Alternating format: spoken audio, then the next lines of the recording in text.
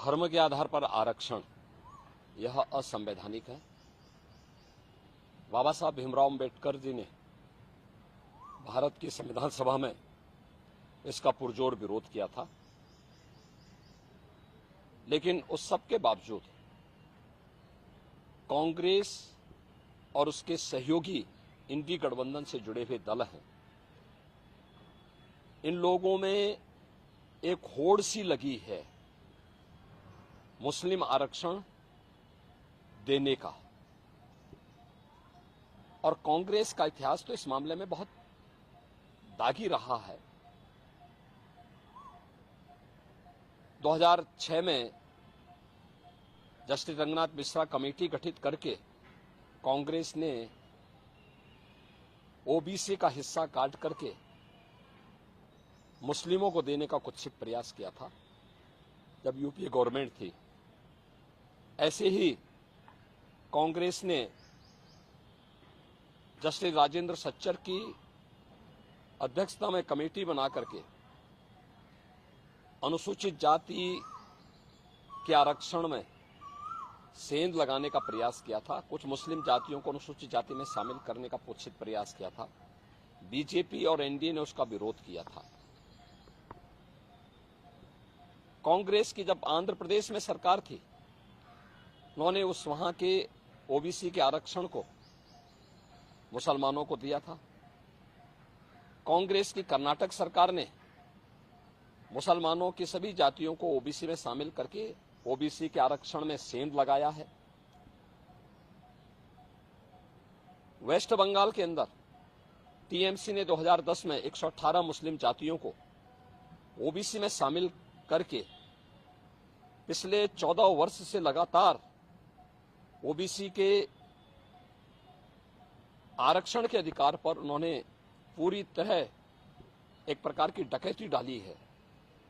हम धन्यवाद देना चाहेंगे कोलकाता हाईकोर्ट को, जिन्होंने टीएमसी के इस प्रकार के असंवैधानिक कृत्य पर जोरदार तमाचा मारा है और धार्मिक आधार पर आरक्षण असंवैधानिक है बात स्पष्ट कहते हुए उन्होंने सभी मुस्लिम जातियों को इससे बाहर किया है।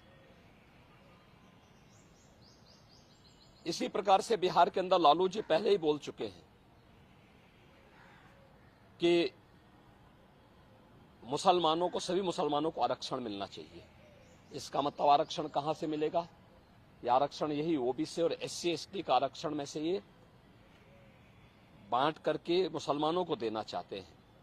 और समाजवादी पार्टी तो अपने जन्मजात हिंदू विरोध, अनुसूचित जाति, जनजाति और पिछड़ी जाति के विरोध का नाम ही इन्होंने बना दिया, उसका पर्याय ही बना दिया है। चाहे वह राम जन्मभूमि का विरोध रहा हो, राम भक्तों पर गोली चलाने का रहा हो, या फिर 2012 और 2014 के अपने इलेक्शन मैनिफेस्टो में समाजवादी पार्टी ने मुस्लिमों को आरक्षण देने की वकालत की थी और यहां तक इन्होंने शरारत की थी कि तुष्टीकरण की हद बात करते हुए उत्तर प्रदेश के अंदर, उत्तर प्रदेश की उस समय की 20 करोड़ की आबादी की सुरक्षा के साथ खिलवाड़ करते हुए पीएससी की 54 कंपनियों को इन्होंने समाप्त किया था।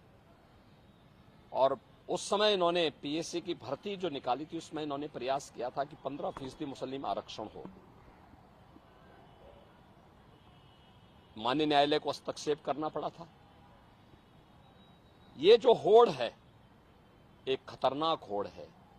बाबा साहब भीमराव अम्बेडकर ने विरोध किया था इसका, मुस्लिम आरक्षण का, क्योंकि देश धर्म के आधार पर विभाजित हुआ था और उन्होंने कहा था कि धर्म के आधार पर कोई भी आरक्षण देश के अंदर नहीं होना चाहिए। अनुसूचित जाति, जनजाति को आरक्षण भारत के संविधान के द्वारा दिया गया है। मंडल कमीशन की सिफारिशों के आधार पर ओबीसी को आरक्षण का लाभ दिया गया है।